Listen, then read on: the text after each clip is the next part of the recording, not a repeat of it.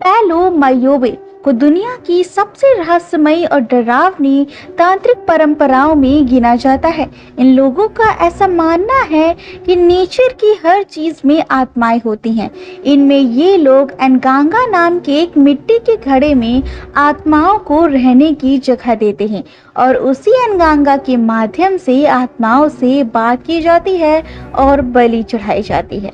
पैलो मायोम्बे के साधक को पेलोरे कहा जाता है, पर सबसे डरावनी बात यहाँ पे ये है कि लैटिन अमेरिका के कई हिस्सों में आज भी ऐसे गुप्त समुदाय हैं जो इस चीज को करते हैं। आज हम इसी तांत्रिक परंपरा पर बेस्ड एक मूवी की बात करेंगे। तो दोस्तों, आप सभी कैसे हो? आज की वीडियो में मैं एक्सप्लेन करने वाली हूँ एक अमेरिकन हॉरर मूवी को जिसका नाम है रोज़ारियो। तो मूवी की शुरुआत होती है 1999 में ब्रुकलिन में, जहां पर हम एक बच्ची को देखते हैं जिसका नाम रोज़ारियो होता है, जो कि अपने बर्थडे सेलिब्रेट करने के लिए अपने मॉम डैड के साथ अपनी नानी के घर पर आई हुई होती है। अब यहाँ पर हम रोज़ारियो को देखते हैं जो कि अपने डैड के साथ काफी क्लोज थी, और यहाँ पर हम उसकी मॉम को भी देखते हैं, जहाँ पर रोज़ारियो की मॉम रोज़ारियो को बुलाती हैं और कहती हैं कि वो अपनी नानी को ढूंढ कर लाए। अब यहाँ पर जब वो अपनी नानी को ढूंढने जाती है तो वो उसकी नानी उसको नहीं मिलती। अब यहाँ पर वो एक वार्डरोब को खोलती है जिसके अंदर उसे कपड़ा मिलता है जिस पर खून लगा हुआ था। अब यहाँ पर वो उस कपड़े को देख ही रही होती कि तभी उसकी नानी उसके पीछे से आती हैं और वो उसे बाहर जाने के लिए कहती हैं। अब यहाँ पर रोज़ारियो अपनी नानी के हाथ में खून लगा हुआ देखती है और वो अपनी नानी से पूछती है कि आखिर ये नानी कैसे हुआ। अब यहाँ पर उसकी नानी उसकी बात का जवाब ना देते हुए उसे हॉल में जाने के लिए कहती हैं। अब यहाँ पर सब लोग मिल के रोज़ारियो का बर्थडे सेलिब्रेट करते हैं और यहाँ पर ये सीन कट होके प्रेजेंट टाइम में हमें दिखाया जाता है, जहाँ पर जो रोज़ारियो है वो अब बड़ी हो चुकी है और वो एक ऑफिस में काम करती है और अब वो एक सक्सेसफुल वुमेन है। अब यहाँ पर हम देखते हैं कि रोज हर रोज सुबह की तरह अपने ऑफिस के लिए निकल रही होती है कि तभी उसे अपनी नानी का कॉल आता है, लेकिन वो अपनी नानी का कॉल पिक नहीं करती और अपने ऑफिस के लिए निकल जाती है। अब उसके ऑफिस के बिल्डिंग के नीचे उसे उसका गार्ड दिखाई देता है जो कि लैटिन अमेरिकन था और वो उसे लोन दिलवाने के लिए कहता है कि वो उसे लोन दिला दे, लेकिन यहाँ पर रोज़ारियो उसे मना कर देती है ये कह के कि उसकी कंपनी जो है वो पर्सनल क्लाइंट्स नहीं लेने देगी और चूंकि वो थोड़ा गरीब है, उसकी क्राइटेरिया जो चीज़ें हैं उससे मैच नहीं करेंगी, इसीलिए वो उसे लोन नहीं दिलवा पाएगी और यहाँ पर वो उसे मना करके अपने ऑफिस में जाती है। अब यहाँ पर ऑफिस में भी उसकी नानी का कॉल आता है, लेकिन वो उसकी कॉल को पिक नहीं करती है। अब शाम को जब वो अपने ऑफिस के लिए जाने लगती है तो हमें टीवी में बताया जाता है कि आज जो मौसम है वो काफी ज्यादा खराब होने वाला है और बर्फ पड़ने वाली है। और इधर रोज़ारियो के ड्राइवर का कॉल आता है जो कि बताता है कि वो ट्रैफिक में फंसा हुआ है, इसीलिए शायद उसे आने में काफी देर हो जाए। अब यहाँ पर ये बात सुन के रोज़ारियो मेट्रो से जाने का सोचती है। अब फिर उसे उसकी नानी का कॉल आता है जो कि इस बार वो फोन पिक कर लेती है और फिर दूसरी तरफ से उसकी नानी के बिल्डिंग का एक आदमी बोलता है जिसका नाम जेनेटो होता है और वो उसे बताता है कि उसकी नानी अब इस दुनिया में नहीं है। अब रोज़ारियो ये सुन के बहुत ही ज़्यादा डिस्टर्ब हो जाती है और जेनेटो उसे आके बॉडी ले जाने के लिए कहता है। रोज अपने डैड को फोन करके सारी बातें बताती है और रोज़ारियो के पापा ब्रुकलिन से काफ़ी दूर थे, इसीलिए वो कहते हैं कि उन्हें आने में 3-4 घंटे तो लग ही जाएंगे। अब यहाँ पर वो कहते हैं कि तब तक रोज उनका वहीं पर वेट करे, क्योंकि वो नहीं चाहते कि जो रोज़ारियो है वो एक डेड बॉडी के पास अकेले ही रहे। लेकिन रोज़ारियो यहाँ अकेले ही अपार्टमेंट में जाने का डिसाइड करती है।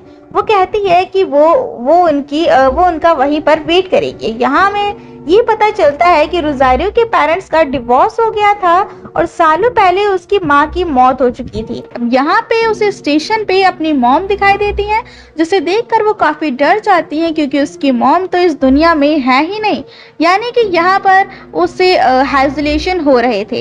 अब खैर यहाँ पर जो रोज़ारियो है वो मेट्रो पकड़ के अपने नानी के घर पहुँचते और हम देख पाते हैं कि मौसम काफी खराब होता जा रहा था और सड़कें काफी ज्यादा सुनसान होने लगी थी।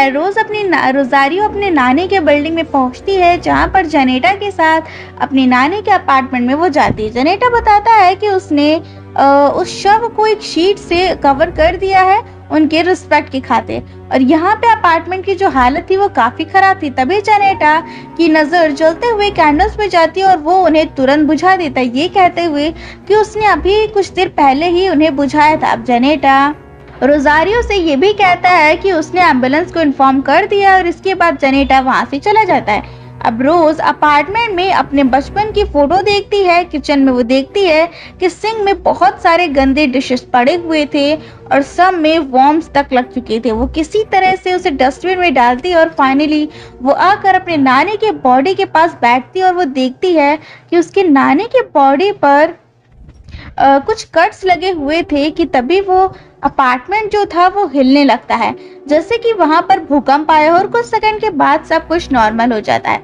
लेकिन तभी रोजारियो देखती है कि उसके नानी के नोज से खून आ रहा है और कुछ वर्म्स निकल रहा है। वो ये देखकर बहुत ही ज्यादा डिस्गस्ट फील करती है, लेकिन फिर भी वो पेपर टॉवल से उसे क्लीन करती है। वो जैसे ही टिश्यू को फेंकने जाती है, वो वर्म उसके हाथ को चीरते हुए उसके अंदर स्किन के अंदर क्रॉल करने लगता है। अब यहाँ पर वो क्रॉल करते करते वो वर्म उसके आर्म से उसके नाक पर जाता है और फिर वहीं से उसके कान के अंदर जाता है, जहाँ से रोजारियो उस कीड़े को निकाल लेती है। और ये सब होने की वजह से जो रोजारियो बहुत ही ज्यादा घबरा जाती है। अब चूंकि यहाँ पर कोई और होता तो बहुत ही जल्दी पैनिक कर जाते, लेकिन यहाँ पर इतना पैनिक नहीं करती है और उसे इस वजह से काफी अच्छा फील नहीं हो रहा था। और वो अपने इसके बाद नानी के रूम में जाती है, जहाँ क्लोसेट में उसे अभी भी वो कपड़ा दिखता है जिस पर खून लगा हुआ था, जिसे हमने शुरुआत में भी देखा था। अब क्लोसेट में कपड़ों के पीछे उसे एक एनिमल स्कल दिखता है और एक डोर दिखता है जो कि लॉक था। रोज देखती है कि डोर पे उसकी नानी का नेबर जो आया था, जो उससे अपना एयर फ्रायर मांगता है। रोज को उसकी बातों पर यकीन नहीं होता, इसीलिए वो उसे टालने की कोशिश करती है। अब रोजारियो यहाँ उसे अंदर आने तक भी नहीं देती, लेकिन वो रोज से जाते जाते कहता है कि उसे अपने हाथों पर बैंडेज लगा देना चाहिए। अब रोज डोर बंद करके देखती है तो उसके हाथ पे कुछ अजीब सा निशान दिख रहा था और वो नोटिस करती है कि ये साइन बिल्कुल वैसा ही है जैसा कि उसके नानी के बॉडी पे था। कि तभी उसे अपने नानी के पैर पर एक बंधी हुई रस्सी दिखती है जिसके अंदर एक चाबी थी, और वो समझ जाती है कि ये जो चाबी है वो जरूर इस क्लोजेट के अंदर कंपार्टमेंट की होगी। अब रोज उस डोर को खोलती है और देखती है कि अंदर एक सीक्रेट रूम था और रूम के अंदर किसी तरह के रिचुअल के ऑब्जेक्ट्स थे। देन एनिमल स्कल्स थे, वुडू जैसा कुछ डॉल्स था जिसमें बहुत सारे निडल स्पेयर्स थे। अब वहाँ उसे एक बड़ा सा कोल्ड ड्रिंक भी दिखता है। तभी उसे वहाँ अपने बर्थडे की फोटो, बचपन के टीथ, बाल और भी कई चीज़ें दिखती है और ये सब चीज़ें देखकर वो बहुत ही डिस्गस्टिंग फील करती है। अब इसके बाद उसे कोल्ड ड्रिंक से कुछ अजीब सी डरावनी सी आवाज़ें आती हैं, जिनको सुनकर रोजारिया बहुत डर जाती है और वहाँ से भाग जाती है। अब पूरे अपार्टमेंट की लाइट जो है वो ऑन ऑफ होने लगती है और ये सब देखकर रोजारिया वहाँ से निकल जाती है। ना दिन जो मौसम था वो काफ़ी ज़्यादा ख़राब हो रहा था और जनेटा भी उसे बाहर जाने से मना करता है, लेकिन जो रोजारिया है वो वहाँ से निकल जाती है और रोजारिया को टैक्सी भी नहीं मिलती क्योंकि मौसम ख़राब था और वो मेट्रो लेने सबवे में जाती है। लेकिन वहाँ पे उसे कोई डेमोनिक एंटिटी उस पर हमला कर देती है और उसे बार बार वो अपनी मॉम की तरह ही दिखती है और वो किसी तरह खुद को बचा के वापस अपने नानी के बिल्डिंग पहुंचती है, जहां हम देखते हैं कि उसे काफी सारे चोटें आई थी। वो स्टेयरकेस के पास ही रुककर इंटरनेट पर कुछ चीज़ें सर्च करती है, जैसे कि वुडू विचक्राफ्ट वगैरह वगैरह, ताकि वो समझ पाए कि उसके साथ क्या हो रहा था। तभी उसे पालो मायोबो का पेज दिखता है और दरअसल मैंने आपको पालो मायोबो के बारे में पहले ही बताया है कि एक्चुअली में है ये है क्या।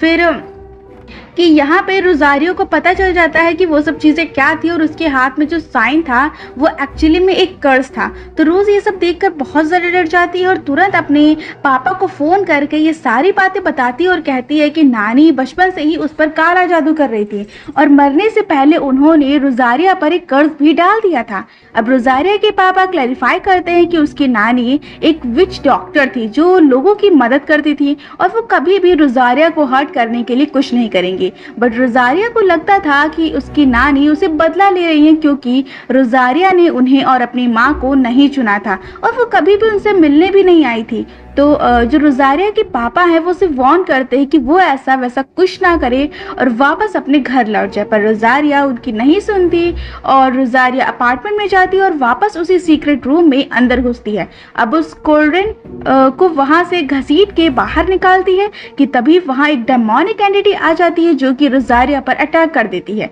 अब रोजारिया किसी तरह उससे बचती है और वो कोल्ड्रेन को रूम में अपनी नानी की बॉडी के पास रखती है। देन बहुत ढूंढने पे उसे एक बुक भी मिलती है जिसमें इस रिचुअल के बारे में सब कुछ लिखा था। अब वहां पर उसे पता चलता है कि कर्ज को ब्रेक करने के लिए उसे अपना यानी कि जिस पे कर्ज है और अपनी नानी का यानी जिसने कर्ज डाला है उन दोनों का खून कोल्ड्रेन में डालना होगा। ऐसे में वो अपनी नानी के हाथ पर कट करती है, लेकिन वहां से बिल्कुल भी खून नहीं निकलता। तभी डेमोनिक एंटिटी रोजारियो पर एक बार फिर अटैक करती है और रोजारियो किसी तरह अपनी नानी और अपना ब्लड कोल्ड्रेन में डालती है और ऐसा करके ही उसकी नानी की बॉडी उठ जाती है।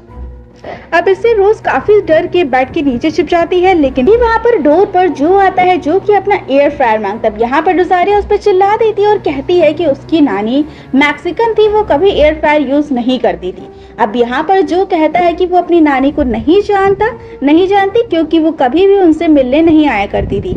अब यहाँ पे जो और रोजारिया की नानी काफी क्लोज थे और जो उनको रोजारिया से बेहतर जानता था। वो मेंशन करता है कि रोजारिया की नानी दिन रात उसके लिए प्रे करती थी, उसके सक्सेस के लिए भी प्रे करती थी। ये सुनकर रोजारिया डोर खोलती है और जो से पूछती है कि उसे ये सब कैसे पता चला, तो वो बताता है कि उसके नानी की आवाज़ दीवारों से आती थी और इसके बाद जो वहां से चला जाता। और इस पॉइंट पे रोजारिया रियलाइज करती है कि उसकी नानी ने उसे हार्म करने के लिए उस पर कर्स नहीं डाला था, बल्कि वो तो उसके सक्सेस के लिए प्रे करती थी। अब रोजारिया वापस अंदर अपार्टमेंट में जाती है और उस रूम में रखे वुडू डॉल के पास जाती है। वहां एक नोट के थ्रू रोजारिया को पता चलता है कि उसकी नानी को बियांदी नाम के एक डीमन से डील करी थी। किस तरह की डील? ये डील थी कि जो रोजारिया है वो सक्सेस हो जाए, इसके लिए उसने डेविल से डील कर ली थी। अब डील के अकॉर्डिंग रोजारिया को काफी सक्सेस मिलेगी और डील फुलफिल होने के बाद कोबियांदे अपने रिवॉर्ड कलेक्ट करने के लिए एक पुरानी वेंजफुल स्पिरिट के रूप में आएगा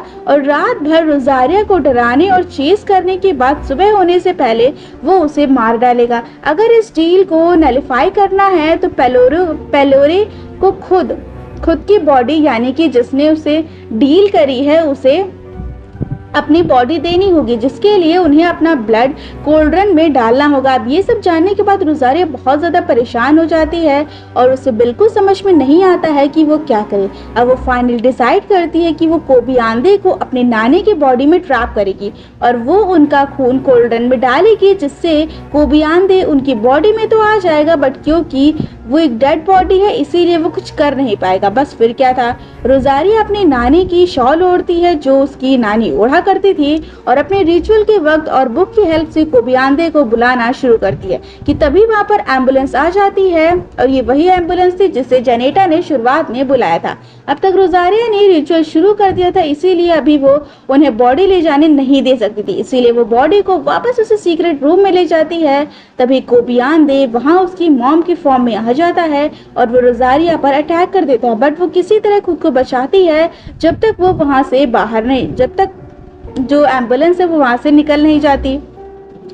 अब इसके बाद हम देखते हैं कि वो वहां से बाहर निकलती है, तब तक जेनेटा और एम्बुलेंस वर्कर्स वहां से जा चुके थे। तो रोजारिया अपनी नानी की बॉडी को बाहर निकालते और एक बार फिर से रिचुअल शुरू करती है। तभी उसकी नानी के मुंह पे एक बड़ा सा हाथ निकलता है और रोजारिया को पुश करता है। अब रोजारिया को सर पे गहरी चोट आती है और वो बेहोश हो जाती है। ना अब रोज की जब आँख खुलती है तो वह देखती है कि पूरे अपार्टमेंट में काफी रोशनी थी। तभी उसे अपनी मॉम दिखती है जो कि बिल्कुल नॉर्मल दिख रही थी और इससे रोज डर जाती है। बट देन मॉम जो रोजारिया की मॉम है वो उसे बताती है कि वो सच में वहाँ है। वो रोजारिया से कहते हैं कि वो रोजारिया की सक्सेस से काफी खुश हैं और उसे लेके वो बहुत प्राउड फील कर रही हैं। वो कहती हैं कि उसे रोजारिया से कोई शिकायत नहीं है और उन लोगों ने इतनी मेहनत इसीलिए करी थी ताकि रोजारिया एक अच्छी लाइफ जी सके। यहाँ रोजारिया उनसे माफ़ी मांगती है और कन्फेस करती है कि उसे बहुत अंदर से गिल्ट महसूस हो रहा है क्योंकि सक्सेस पाने के बाद वो अपनी फैमिली को, स्पेशली अपनी मॉम और नानी को इग्नोर कर दी। यहाँ रोजारिया और उसकी मॉम एक इमोशनल मोमेंट शेयर करते हैं कि तभी रिवील होता है कि वो एक्चुअल में कोबियांदे ही था और वो सिर्फ रोज के इमोशंस के साथ खेल रहा था ताकि वो उसे और वनरेबल बना सके।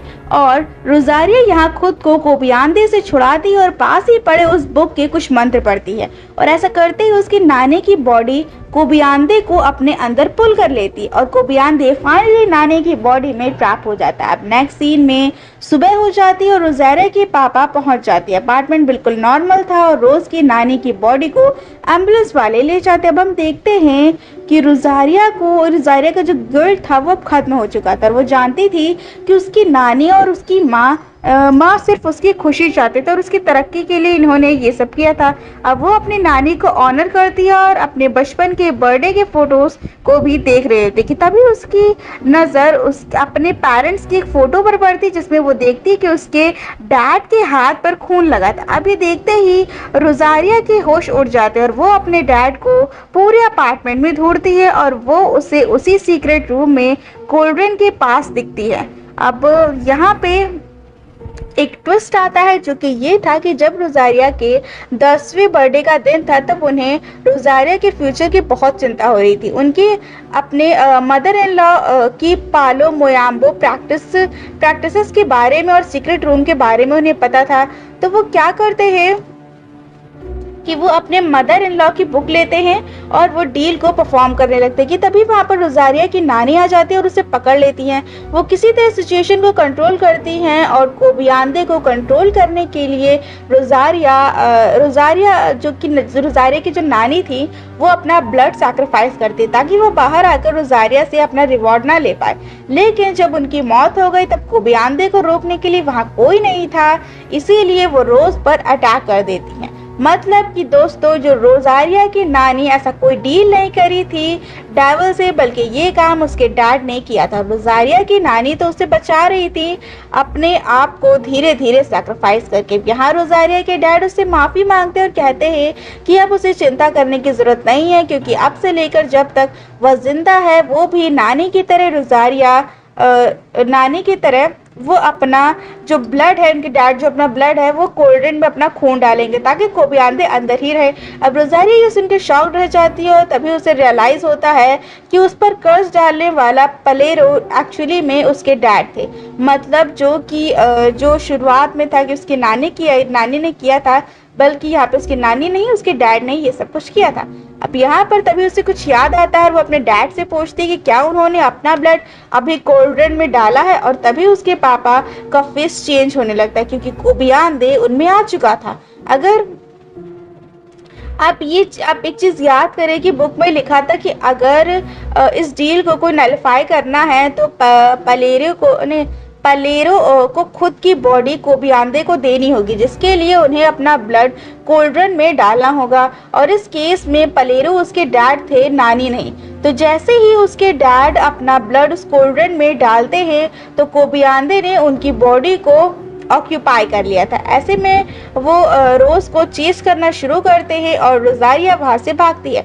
दोनों में हाथापाई होने लगती है कि तभी वहां पर जो आ जाता है और किचन में रखे अपने एयर फ्रायर से कोबियांदे पर अटैक कर देता है। कोबियांदे जो को खत्म कर देता है और रोजारिया खुद को किसी तरह बचाती है और अपने डैड जो कि अब पूरी तरीके से पोजेस थे उन्हें खत्म कर देती है। अब इसके बाद कहानी 6 महीने के बाद में यानी फ्यूचर में आती है, जहां हम देख पाते हैं कि मूवी के स्टार्ट में रोजारिया ने जिस गार्ड को लोन दिलवाने से मना किया था अब वो उसे लोन दिलवाने में मदद कर रही थी। रोजारिया अब अपने रूट्स को लेके अशेम नहीं थी और उसने अब ऑफिस में अपनी पूरी फैमिली की फोटो रखी थी जिसे वह कैंडल जलाकर ऑनर करती है। और तभी वहां अचानक से उसे खांसी आती है और तभी उसके मुंह के अंदर से कोबियांदे का हाथ निकलता है और यहीं पर ये मूवी एंड हो जाती है। तो आपको ये मूवी कैसी लगी हमें कमेंट में ज़रूर बताइएगा और अगर आपको वीडियो पसंद आई हो तो वीडियो को लाइक शेयर सब्सक्राइब ज़रूर करें।